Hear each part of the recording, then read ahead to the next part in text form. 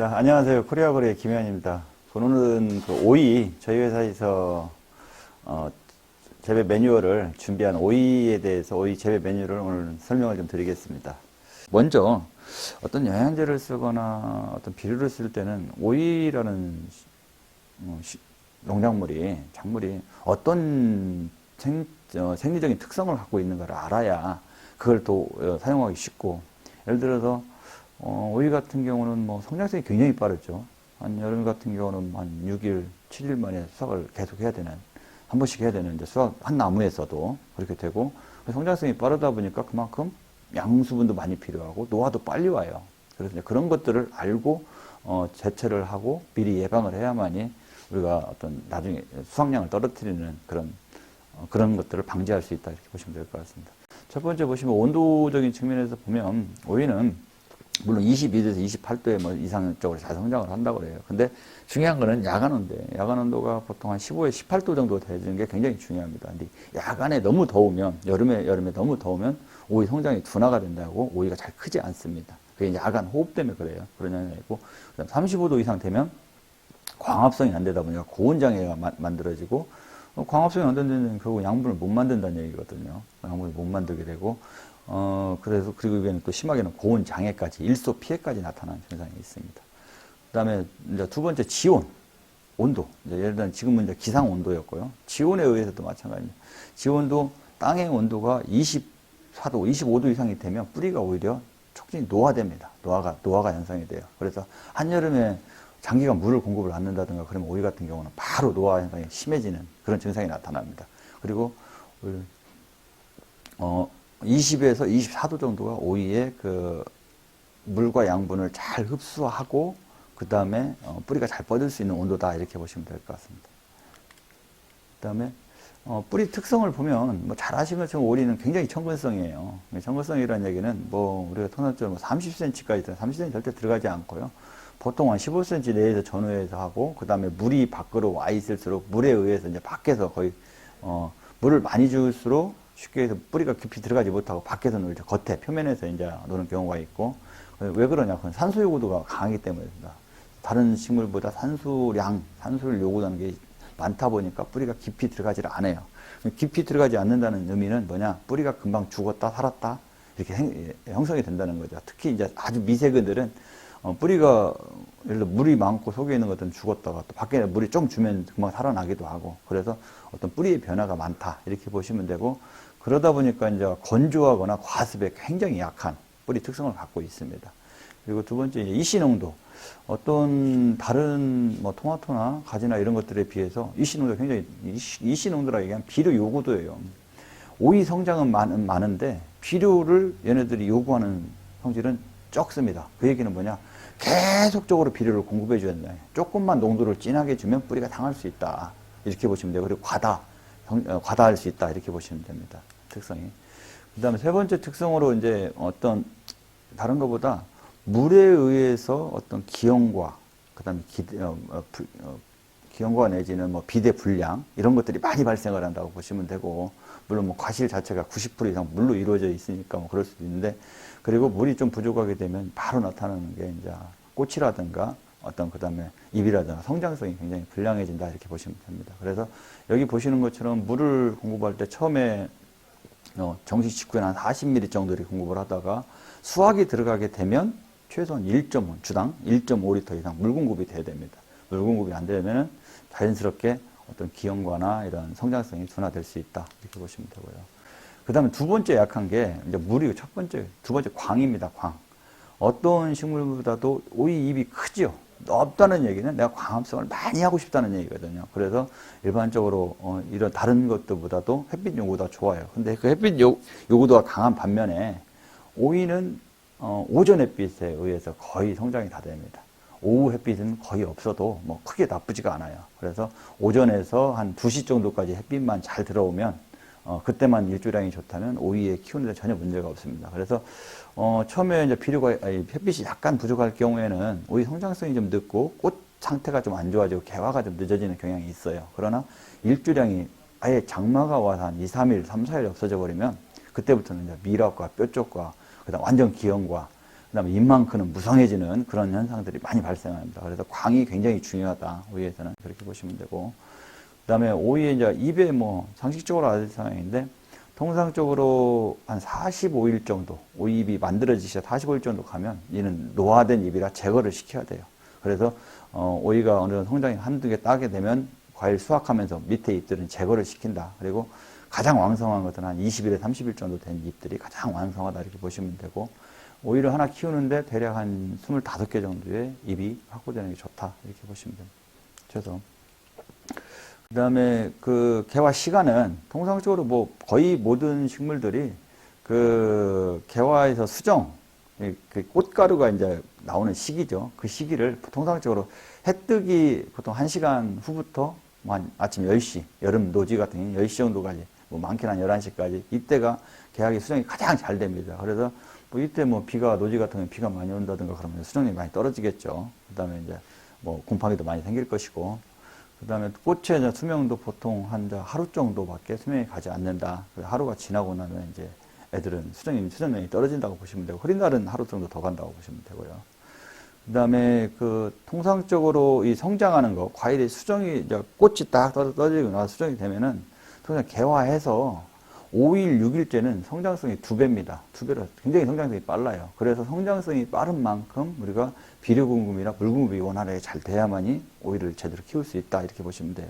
그리고 뭐 적정 온도는 통상적으로 초저녁 온도가, 야간 온도가 굉장히 중요합니다. 주간 온도는 뭐 여름에는 우리가 어떻게 할 수 있는 상황이 아니기 때문에, 근데 야간 온도가 통상적으로 16도 이상 올라가게 되면 오이의 어떤 성장성이나 생육이 좀 불량해진다 이렇게 보시면 됩니다. 그래서 이제 온도가 너무 뭐 20도, 25도 막 이렇게 올라가게 되면 야간에 오이 호흡에 의해서 오이가 낮에 만들어 온 양분을 아침 오전에 만들면 다 뱉어버리는 거죠. 뱉어버리기 때문에 이런 경우에 이제 그래서 약간 지대가 높은 지역에서 오이 재배가 잘 된다 이렇게 보시면 될 것 같습니다. 자, 먼저 저희들이 오늘 교육 목차는 연작 토양과 오이 밑거름, 그 다음에 이제 연작에 대한 문제점을 설명하겠고, 그 다음에 비료들을, 연작을 최소화할 수 있는 이제 비료들을 좀 설명을 드리겠고요. 그 다음에 두 번째 차트로 생육을 어떻게 하면 향상시키고 오이를 비대시킬 것인가. 물론 이제 거기에 이제 관주 비료라든가 여러 가지 이제 뿌리 밝은 이제 이런 것들이 같이 들어가겠죠. 그 다음에 세 번째 목차로는 이제 오이가 가장 취약한 부분이 일조부죽하고 고온이에요. 그래서 일조부죽에 따른 기형과라든가 미락과 방지 이런 것들을 주로 설명을 드리겠고, 마지막으로 오이의 가장 취약한 거, 녹균병과 바이러스죠. 그래서 어떻게 하면 병에 대한 내병성을 좀 주고, 그 다음에 바이러스를 어떻게 하면 좀 빨리 극복할 수 있을까 해서 그런 대처 방안을 해서 오늘 총 차트는 4차트로 나눠서 설명을 좀 드리도록 하겠습니다. 자, 연작장애를 보시면, 뭐 연작은 오이에만 있는 건 아니겠죠. 뭐 고추, 뭐 토마토, 가지 다 있는 것들인데, 연작이라고 얘기하는 것은 그렇습니다. 연작의 가장 중요한 거는 첫째,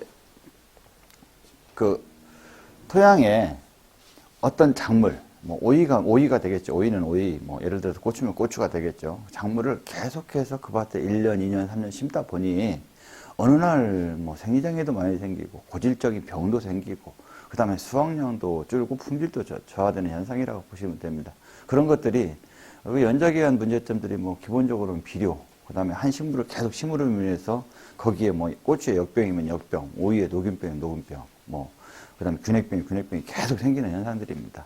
근데 이런 현상들을 어떻게 하면 최소화하고, 그 다음에 그거를 이겨냄으로 인해서, 결론은 이런 현상들이 식물을 약하게 만들고 뿌리를 약하게 만듭니다. 그러다 보니까, 내가 농사를 짓다가 어느 날 기후가 좋으면 수확량이 자동적으로 좋고, 기후가 안 좋으면 수확량이 안 좋아요. 그 이유는 식물 자체가 그렇게 연작에 의해서 약화가 된 상태에 장기간 비가 오거나 고온이 지속되거나 그러면 식물이 한꺼번에 다 같이 병이 걸리거나 고사하는 경우가 생기죠.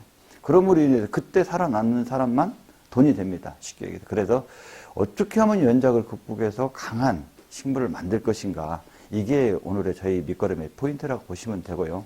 그렇게 해서 불리한 기후를 이겨냄으로 인해서 여러분들은 이제 돈이 된다 이렇게 생각하시면 될 것 같습니다. 자, 저희가 추구하는 기본적인 비료 4가지 비료가 있습니다. 첫 번째, 퇴비를 대체하는 더블인.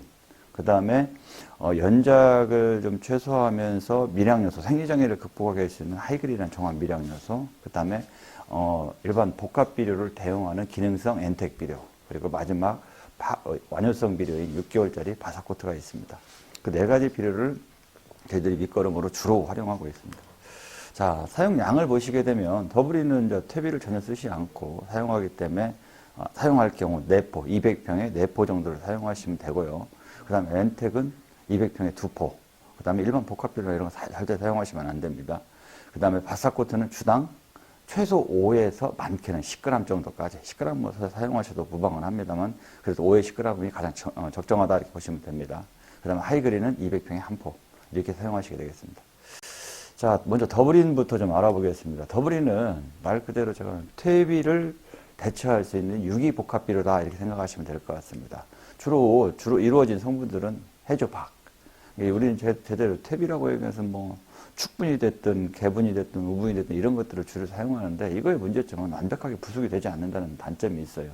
그리고 부숙되지 않은 것들이 결국은 가스 피해나 식물의 뿌리를 고사시키고 그 다음에 오히려 병을 유발하는 경우가 되겠죠. 근데 더블이는 완벽하게 발효가 돼 있고 해조박을 사용했고 거기에 해조 추출물 그 다음에 토양을 개량하기 위한 부식산을 함유한 제품입니다. 그리고 거기에 NPK 726 그다음 고토 붕사까지 같이 함유해서 뭐 심하게는 더블인만 사용해서 뭐 간단한 텃밭 농사라든가 이런 농사들은 지을 수 있고요. 다른 비료 전혀 사용하지 않고도 가능합니다.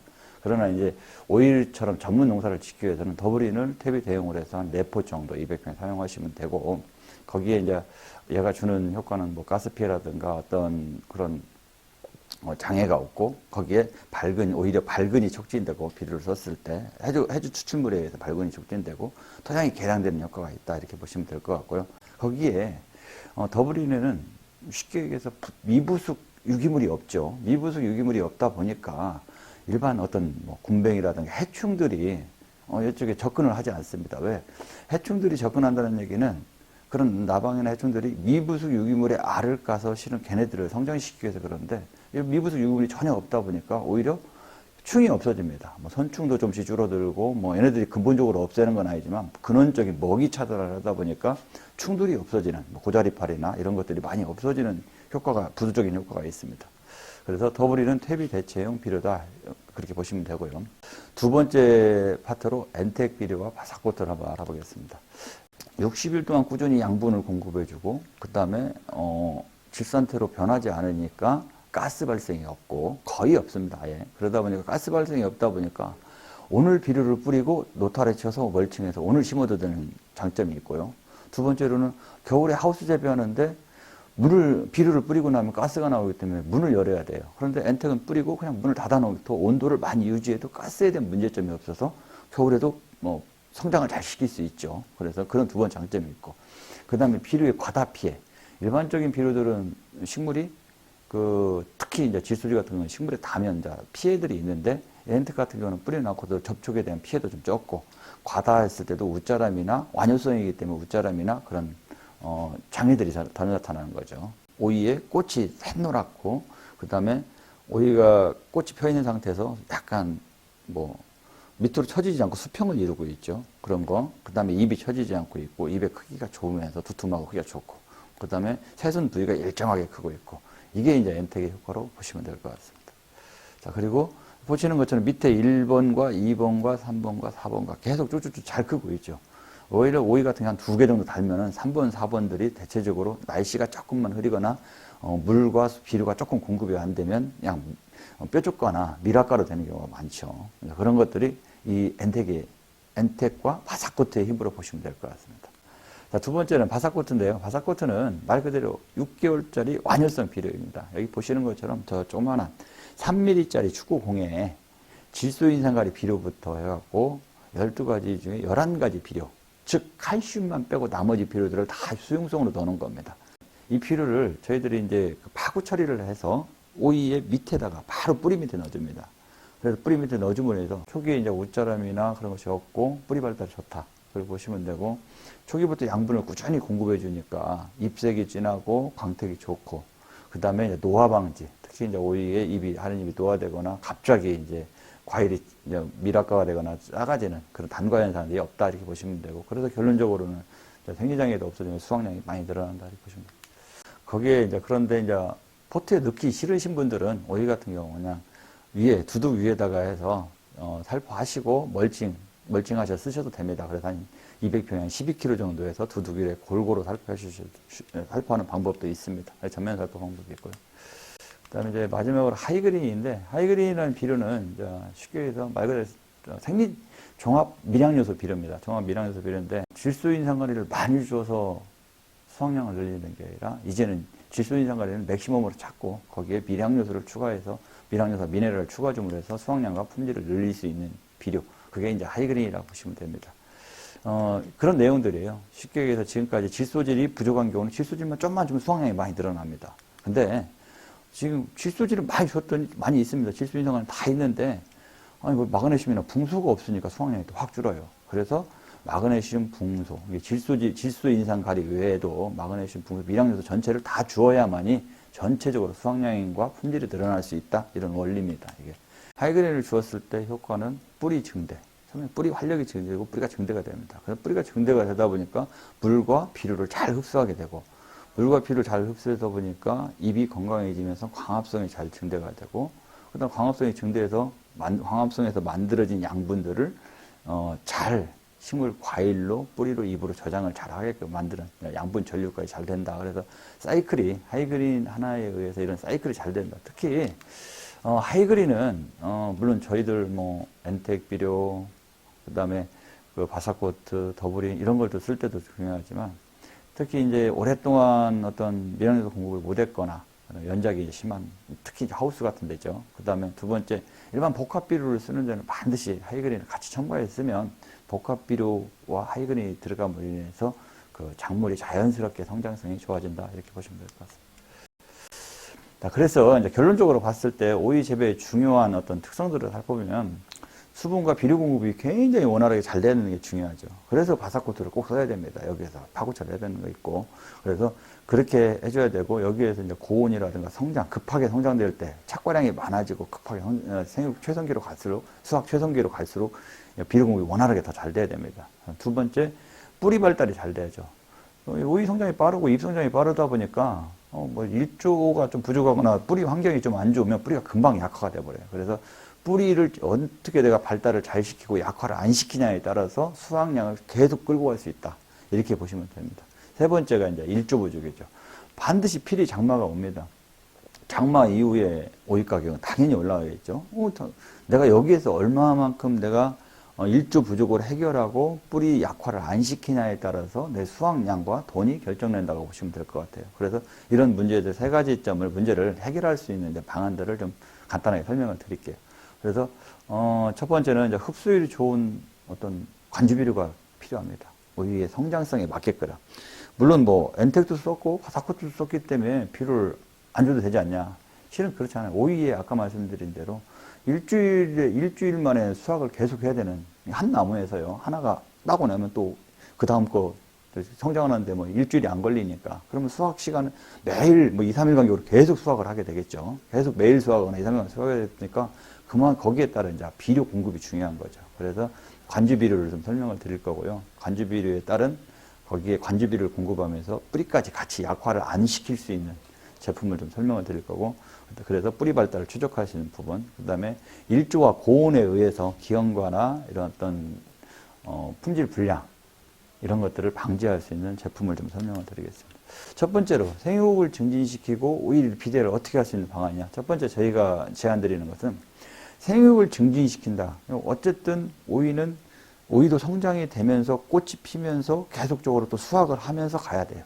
그러다 보니까 영양생장과 생식장을 계속 겪겠죠. 그래서 두 타입의 비료가 필요합니다. 첫 번째, 질소질이 많은 타입. 두 번째, 가리가 많은 타입. 그래서 오이는 질소와 가리가 굉장히 중요해요. 물론 이제 인산도 중요하겠지만, 인산이 들어가면서 뭐 짱짱하고 화분화도 잘 되겠지만, 특히 이제 질소질이 좀 적거나 아니면 가리가 적거나 그러면 광합성량도 떨어지고 비대도 떨어집니다. 그래서 보시면 저희들이 제안하는 거는, 첫 번째는 저희들이 그 아카포스, 포스카솔이라고 전에 썼던 비료인데, 그 311, 질소가 30, 그 다음에 인산 가리가 10인 비료입니다. 이 비료를 통상적으로 한 1.5에서 2kg 정도 사용을 하고, 거기에 루트칼, 쉽게 얘기해서 질소와 칼슘이 들어가 있는 거예요. 밀양요소가 같이 들어가 있는 제품인데, 루트칼을 같이 해서 혼합하고, 거기에 뿌리가 약화되는 걸 방지하기 위해서 구근력을 같이 씁니다. 그래서 세 가지 타입을 같이 관주를 해주는데, 구근력 한 500ml 정도, 200평에. 그 다음에 루트칼 한 1에서 1.5kg. 그 다음에 하카포스 1.5에서 한 2kg 정도를 이제 수확하는 시점부터 관주를 하게 됩니다. 첫 수확이 들어가는 시점부터. 그래서 관주를 해서 들어가고, 얘는 통상적으로 생육을 증진하는 데 써요. 그 다음에 오이가, 예를 들면 짭끌 때, 오이 자체 과일이 생육이 약화가 되고 오이가 짧게 클 때, 짧고 통통할 때는 이비류를 씁니다. 312를 쓰는 거고요. 이제 반대로 이제 오이를 비대시키는데 오이가 길기는 한데 가늘게 나와요. 끝이 가늘게 나오고 그 다음에 오이 자체가 가늘고, 그런 경우는 이제 812라는 비를 씁니다. 가리가 높은 비를 쓰는 거죠. 812라는 비를 한 2, 3kg 쓰고, 거기에 마찬가지로 구근력과 그 다음에 내병성을 좀 강화시키고 뿌리에서 문제되는 것들을 좀 하기 위해서 이제 그다음 비료 흡수력을 좀 증진시키기 위해서 저희들이 이제 신앙제라는 이번에 이제 새로 저희가 유황 제품이 나온 제품입니다. 신앙제라는 제품과 구근력과 하카포스 812를 같이 해서 뭐 적게는 5일, 많게는 한 10일 간격으로 서로 교차해서 씁니다. 물론 수확을 계속 하는 경우에 세력이 딸리면은 뭐 4일에도 들어갈 수 있고 5일에도 들어갈 수 있고요. 그래서 수확이 그냥 원만할 경우 같은 한 일주일에서 열흘 간격으로 한 번 쓰고 또 한 일주일 있다 쓰고, 이런 식으로 교차로 해서 관주해 주시면 될 것 같아요. 두 번째, 일조 부족과 이제 고온장애를 어떻게 해결해서 기형과를 방지하고 밀학과를 방지하고, 그 다음에 이제 고온에 의한 피해를 극복할 수 있는 방안인데, 이게 이제 수확량과 직결이 된다고 보시면 될 것 같아요. 그래서 첫 번째는 저희들이 이제 연면 시비로 말씀드린 건 이제 어떤 밀학과, 그 다음에 순머지 해결, 그 다음에 초기 꽃을 크게 만들고 그 다음에 초기에 비대를 잘하게 만드는 그 제품이 이제 저희들이 알게, 그 다음에 꼼비, 그 다음에 해충싹. 이제 오이 같은 경우는 물론 다른 살충제를 쓰셔도 되지만 수확 작기가 워낙 짧기 때문에 일반 살충제를 잘못 쓰게 되면 이제 뭐라 그럴까요? 농약 잔류 이런 부분 때문에 가급적이면 이제 저희들이 유기농 자재인 해충싹을 좀 권장을 드립니다. 그래서 세 가지를 해서 어떤 초기 수머지라든가 초기 비대라든가 그 다음에 꽃이 계속 수정이 잘 되게 만드는 그런 걸로 인해서 어떤 일조가 좀 부족하고 그런 것들조차도 이제 알게로 인해서 이제 해결할 수 있는 방안이 이제 첫 번째 순서가 되겠고요. 두 번째 순서로는 이제 알게, 꼼비, 해충싹을 썼지만 두 번째 타임으로는 이제 칼슘 공급이 또 이루어져야 돼요. 그래야 오이는 칼슘과 붕소가 굉장히 중요합니다. 특히 이제 우리가 질소 흡수도 좋고 가리 흡수도 좋다 보니까 조금만 잘못할 경우 비료 많아지면 이제 칼슘과 붕소가 부족함으로 인해서 끝썩은병, 속썩은병이라든가 속에 구멍이 난다든지 잘록과가 생긴다든지 이런 증상들이 이제 비료에 의해서 많이 나타나거든요. 그렇기 때문에 이때 이제 칼슘, 붕소 공급이 굉장히 중요합니다. 그래서 캔마그, 칼슘, 붕소, 마그네슘이 들어가 있는 거죠. 그 다음에 캔마그와 뉴트리포는 쉽게 얘기해서 밀양요소에 붕소가 특화적으로 많이 들어가는 비료예요. 그래서 주로 곡물류에 수정하는 데 많이 쓰고, 그 다음에 이렇게 오이처럼 붕소 요구도가 굉장히 높은 작물에 이제 뉴트리포를 한 번씩 권장을 합니다. 그래서 거기에 이제 해충착을 또 마찬가지 충을 쓰고, 마찬가지 애들도 적게는 한 7일, 많게는 한 15일 정도 해갖고 교차로 해서 한 번은 알게, 꼼비, 해충삭을 쓰고, 또 한 열흘 정도 있다가는 캔마그, 뉴트리포, 해충삭을 쓰고, 수확 최성기에는 이거를 일주일로 당겨서, 일주일, 5일로 당겨서 또 사용을 하셔도 되고요. 그렇게 해서 교차로 씀으로 인해서 기형과도 방지하고 일조 부족, 고온장애까지 같이 한꺼번에 해결할 수 있는 방안이다. 이렇게 보시면 될 것 같습니다. 이제 마지막으로 오이의 이제 가장 큰 단점이 이제 녹균병과 바이러스인데, 녹균병과 바이러스로 왔을 때 약만 냅다 친다고 해도 되지는 않습니다. 특히 녹균 같은 경우는 이제 세력이 좀 떨어지고 저온일 경우에 많이 발생하고, 바이러스도 마찬가지로 자체적으로 원래 이겨낼 수 있는 거예요. 면역물질에 의해서 이겨내는 물질인데, 이제 바이러스가 형성이 되면 오이 같은 경우는 특히 이제 모자이크가 오든 어떤 오든 간에 순식간에 번지죠. 그래서 이제 물론 이 충을 잡는 게 중요하지만 어떻게 해서든지 애들이 이 오이로 하여금 힘을 쓰게 만들어야 돼요. 뿌리 발달을 시키고 힘을 쓰게 해서 새순을 틔워내면 어떤 병도 이기는데 훨씬 수월하고, 그래서 저희들이 제안하는 방안은 이제 양분의 흡수와 내병성, 유황의 이제 내병성을 좀 이용해서 신앙제라는 제품을 같이 500ml, 그 다음에 아까 얘기했던 구근력, 토양의 이제 뿌리 발달과 토양의 어떤 개량 효과를 노리고 거기에 이제 그 미네랄의 작용이죠. 미네랄 작용에 의해서 어떤 이제 그 같은 이제 노균, 바이러스 이런 것들을 한꺼번에 좀 더 거기에 대한 내병성을 좀 증가시키기 위해서 신황제와 구근력을 같이 씁니다.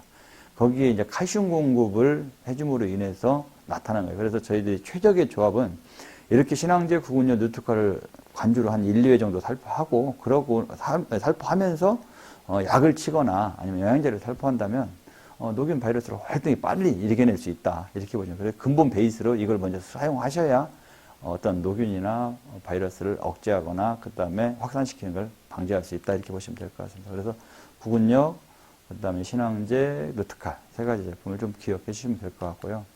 이제 뭐 제품 마지막으로 이제 저희들 제품 중에 뭐 대부분 이제 엔텍, 뭐 하이그린, 더블린 다 아시는 제품들이고 알게콤비도 마찬가지일 거고 많이 들어보셔서 신황제는 저희들이 이번 이제 새로 유황 제품을 만든 제품이고 이제 무엇보다 달라진 거는 하나 그렇습니다.